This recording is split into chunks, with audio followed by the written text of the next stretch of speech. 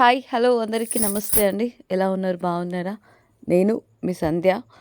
ఏంటి ఏదో అమ్మవారు కనిపిస్తుంది అని అనుకుంటా ఉన్నారా? ఏమీ లేదండి. రీసెంట్గా మొన్న బుధవారం రోజు నేను ఒక వీడియో పెట్టాను. మా ఊరికి వెళ్తా ఉన్నాం, అక్కడ విశేషాలు మేము పెట్టి షేర్ చేసుకుంటా అని. మా ఊరు వచ్చేసి ఏదుల బంధం అని చెప్పాను కదా, అక్కడ అమ్మవారి పట్నాలు వేసుకోవడానికని వెళ్ళాము. ఏదుల బంధము అంటే చెన్నూరు. ఇప్పుడు మేము ఉండే ఊరు వచ్చేసి చెన్నూరు. మా నాన్నమ్మ వాళ్ళు వచ్చేసి ఏదుల బంధం అన్నమాట. మా నాన్న అక్కడే, ఇంకా అమ్మ వాళ్ళేదేమో చెన్నూరు. ఇంకా మెల్లగా ఇటే సెట్ అయిపోయారు. ఇంకా అక్కడ పల్లెటూరు కాస్త అన్నింటికి ఇబ్బందులు, పనులు సరిగ్గా దొరకవని చెప్పేసి. కాకపోతే అక్కడే ఇంకా చాలా బెటర్ అండి. ఏదైనా పుట్టిన ఊరు, కట్టిన ఇల్లు, పెట్టిన పొయ్యి మనది మనకే పనికి వస్తుంది అన్నట్టు, మన ఊరు మనకు అన్నట్టుగా ఉంటుంది. అక్కడ వాతావరణం కానీ, అక్కడ విశేషాలు కానీ చాలా అంటే చాలా బాగుంటాయి. నా చిన్నప్పటి నుంచి చాలా మెమరీస్ ఉన్నాయి అక్కడ. ఎందుకంటే మా అమ్మకు 4 పిల్లలమైతే నేను ఒక్కదాన్ని మాత్రం అక్కడ పుట్టేసిన. మిగతా 3 మాత్రం ఇట్టే. ఇంకా ఏదిళ్ళ బంధమన్నా, ఆ ఊరన్నా ఇంకా అభిమానం వేరే. మేము వెళ్ళే దారిలో లింగన్నపేట అడవి అని ఒకటి ఉంటుంది. ఆ మధ్యలో వెంకటేశ్వర స్వామి అని ఒక టెంపుల్. మా చిన్నప్పటి నుండి అసలు ఇక్కడ అడవిలో మధ్యలో ఉంటుంది, రోడ్డుకి పక్కనే. రీసెంట్గా వచ్చేసి ఇక్కడ ఇట్లా గోడలు పెట్టేసి రేకులు వేసారు. కానీ అంతకుముందు వచ్చేసి ఇదంతా ఏమీ లేకుండే. చిన్నతనంలో ఖర్చుల మీద మా బాబు తీసుకెళ్తూ ఉండే ఆ ఊరికి. 2-3 సార్లు అయితే నడుచుకుంటూ కూడా పోయినాం. చాలా పవర్ఫుల్ స్వామీజీ, బాగా అందరికీ ఫేవరెట్ అన్నమాట. చెన్నూరు నుండి అటు పోయేట వాళ్ళకి, వచ్చే వాళ్ళకు ఇంక ఇక్కడ స్వామి ఉంటాడు, అంత మంచిగా జరుగుతాయని నమ్ముతారు. ఇది వచ్చేసి మా పెరట్లో ఏతుల బంధాన మాకు కులదేవత అయిన, మా ఇంటి దేవత అయిన పెద్దమ్మ తల్లే. మాకు ఇంట్లో స్వయంగా అన్నమాట ఉంటుంది. నాన్న వాళ్ళకి మాకు చాలా అంటే చాలా ఇష్టం. ఇంకా ఆటపాటలతోటి ముందు అన్ని రకాలుగా అట్లా పెరిగినామన్నట్టు, అంత ఇష్టం ఇంకా మాకు. ఎందుకంటే ఇంట్లోనే దేవుడు ఉంటే మనకు ఆ ఫీల్ వేరే ఉంటుంది. మాకు పెరట్లోనే గుడి, వాకిట్లో ముత్యాలమ్మ, మానపుషమ్మ, లక్ష్మీదేవర గుడి, అవి ఈమె అన్నీ మనకు ఇంకా ఇంటి మధ్యలో ఉన్నది కాబట్టి చాలా అంటే చాలా ఇష్టంగా అనిపిస్తుంది. నేను ప్రతిదీ కూడా ఇది ఇల్లు, ఇక్కడ గుడి, ఇది సంథింగ్ ఇట్లా అని మీకు చూపిద్దాం అనుకున్నా. కాకపోతే ఇంకా మనకు పనులు ఉంటాయి, అమ్మవారికి సంబంధించిన అవి ఇవి చేసుకునేసరికి ఇంకా అంత పర్టిక్యులర్గా తీసి పెట్టలేకపోయినా.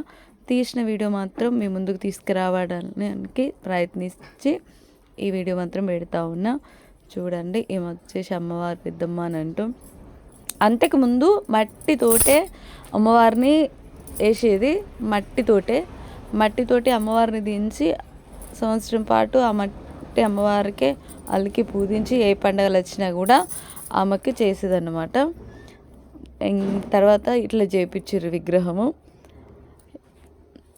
ఇక్కడ ఇంకా అలికి ముగ్గులు పెట్టేసి దీపం ముట్టిస్తూ ఉన్నా. నా చిన్నప్పుడు అమ్మవారి పట్నాలు బోనాలు అయిన తర్వాత ఇక్కడ అంతా కడిగేసుకొని అన్ని కార్యక్రమాలు ఆరాంసగా చేసేదాన్ని. ఇంట్లో పనులు వాళ్ళు చేస్తే ఈ అమ్మవారి పని మాత్రం నాకన్నమాట. ఒకరోజు రేపు బోనాలు అనడానికి ఒకరోజు ముందు రంగేస్తారు, కలర్లు వేస్తారు దీనికి. తెల్లారితే బోనాలు అవి ఇవి జరుగుతాయి. చాలా బాగుంటుంది. అప్పుడైతే ఇంకా హైలైట్ అనిపిస్తుంది. నాకు వచ్చేసి ఏదుల బంధాన బోనాలు అంటే అదో హంగామా, అంత బాగా జరుగుతుంది. చెన్నూరు నుండి నాకు తెలిసి చాలామంది ఏదుల బంధమే వస్తారు. బోనాల కాడికైతే ఫుల్ రష్, ఎటు చూసినా కానీ మస్తు జనాలు ఉంటారు, భలే అనిపిస్తుంది. ఇది అక్కడ ఇంటి ముందు వచ్చేసి ఇక్కడ ఏంటంటే ముత్యాలమ్మ, మానపుషమ్మ, లక్ష్మీదేవర టెంపుల్ అని చెప్పిన కదా అక్కడ. ఇక్కడ తాత వచ్చేసి పట్నం వేస్తూ ఉన్నాడు. పట్నం వేసేటప్పుడు ఇట్లా వేసిండు అన్నమాట. పట్నం వేసిండు. ఎవరి పద్ధతులు వాళ్ళకు ఉంటాయి కదా. అన్నింటికి పసుపు కుంకుమలు వేసుకొని అన్నిటికీ సెలవులు తీసుకొని పట్నం వేస్తారన్నమాట. కానీ ఏ మటుకు ఆ మాట చెప్పుకోవాలి. మన ఊరు అని అంటే అది వేరేలండి, వేరే లెవెల్లో ఉంటుంది. కానీ చాలా చేంజ్ అయింది. మేకలు, గుర్రు, బర్రు, ఎటు చూసినా దుమ్ము ధూళి, ఆ పల్లె వాతావరణం అంటేనే వేరే మస్తు ఉంటుంది. పెరాళ్ళు, పూల చెట్లు, చిక్కుడు చెట్లు, వంకాయ చెట్లు, ఆహా ఏమనిపిస్తుంది, భలే అనిపిస్తుంది కదా, చక్కటి వాతావరణం అనిపిస్తుంది. ఆ ఊరు అంటేనే ఇంకా పేరినంగానే వేరే లెవెల్స్లో అనిపిస్తాయి నాకైతే. ఇక్కడ వచ్చేసి పట్టణానికి తాత రెడీ చేస్తూ ఉన్నాడు. పట్నం అంతా వేసేసిన తర్వాత బోనాలు ఎత్తుకొని తిరిగి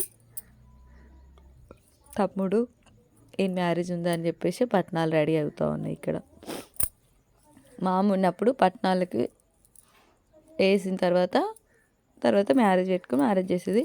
ఇప్పుడు ఏంటంటే బోనాల కన్నా ముందే మ్యారేజ్ వచ్చేసింది కాబట్టి ముందు ఈమెకు చేసిన తర్వాత మ్యారేజ్ చేద్దామని చెప్పేసి అమ్మవార్లకు మొక్కులు ఏది ఉన్నా సరే మా దగ్గర మా కులంలో మాత్రం ఎలాంటి మొక్కులైనా సరే పెళ్ళికన్నా ముందు దైవాలకి ఒడ్డెక్కించాలి, తర్వాత పెళ్ళి పనులు పెట్టుకుంటారు. ఎందుకంటే మళ్ళీ పెళ్ళి చేసేసిన తర్వాత పచ్చని పందిరేసి పెళ్ళి చేసిన తర్వాత ఏదైనా కష్టాలు వస్తే పలానా దైవం కువారు ఇది అది చేసుకోవాల్సింది అని అంటే మంచిగా అనిపించదు కదా. ఆ సమస్యలతోటి వాళ్ళ కొత్తగా పెళ్ళైన వాళ్ళు ఇదోటి కష్టం వచ్చి బాధపడతా ఉంటే ఎవరికి ప్రశాంతత ఉండదు. అట్లా కాకుండా ముందు వాటిని దైవాన్ని సంతోషపెట్టిన తర్వాత అటు ఇంకా వీళ్ళకి తలవాలు వేస్తే ఏ ఆటంకాలు జరగవు, అందరు సంతోషంగా ఉంటారని మా నమ్మకం. అందుకని ఫస్ట్ దైవాలకు ఒడ్డెక్కించిన తర్వాత పెళ్లి పనులు ఒడ్డెక్కించుకుంటాం అన్నమాట. ఇక్కడ కూడా మళ్ళీ నేను దీపం పెట్టిస్తాను. అమ్మవాళ్ళు అయితే చూడడానికి అసలు 2 కళ్ళు సరిపోవండి, చాలా అంటే చాలా బాగా అనిపిస్తుంది, భలే ఉంటుంది. నాకు చిన్నప్పుడు ఒక కోరిక ఏంటంటే సంథింగ్ నాకు తెలియదు, యూట్యూబ్ స్టార్ట్ చేస్తాం మీ అందరికి ఇది పెట్టను ఎంతమంది చూస్తారో అసలు చూస్తారో చూడరు కూడా నాకు తెలియదు పూర్తిగా వీడియో. కానీ కాకపోతే ఇక్కడ మా అమ్మవారిని వచ్చేసి జనాలకు చూపించాలి, అందరు చూడాలి, అందరికి తెలియాలి. ఇప్పుడు సోషల్ మీడియా అంటే ఓకే అందరు చూస్తారు, అందరికి తెలుస్తూ ఉంటుంది. ఇదివరకు వచ్చేసి ఏదో వీడియోస్ తీసుకుంటూ దాంట్లో అదేంటిది ఒక రీల్స్ అట్లా తీసేసి మొబైల్లో కానీ లేదా మన టీవీలో కానీ వేసుకొని చూస్తారు. ఇప్పుడు అట్లా కాదు, సోషల్ మీడియాలో ఇట్లా పెడితే ఏంటంటే చాలామంది చూస్తారు, చాలామందికి పలానా ఏదుల బంధన ముత్తాలమ్మ మదనపోచమ్మ పెద్దమ్మ ఇట్లా దైవాలు ఉంటాయట అని మీ అందరి ముందుకు తీసుకురావడానికి నాకు యూట్యూబ్ స్టార్ట్ చేయక ముందు నుండి కోరిక. అక్కడ ఎలా ఏంటి జరిగినా కూడా కొంతమందికి తెలియాలి, తెలిసిన వాళ్ళు చాలామంది ఉన్నారు, ఇంకా తెలియాలి అని ఆరాటం నాకు చాలా ఉండేది.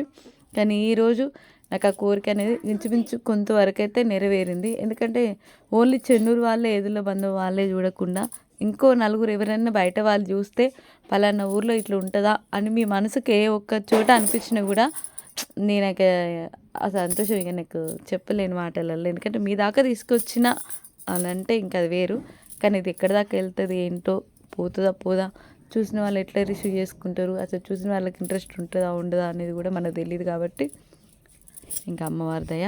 ఇక్కడ వచ్చేసి ఏంటంటే అమ్మవార్లని విగ్రహాలు బయటకు తీసుకొస్తారు కదా, అక్కడ ఆ పిల్లలకి పారాలు పెడతాను, పారాని అవి పెట్టిన తర్వాత పసుపు పూస అవి పెట్టిన తర్వాత లోపటి నుంచి అమ్మవారిని తీసుకొచ్చి పట్నం మీద అమ్మవారిని కూర్చుండబెట్టి ఇంకా అన్నీ వేసేసి మళ్ళీ లోపలికి తీసుకెళ్తారు.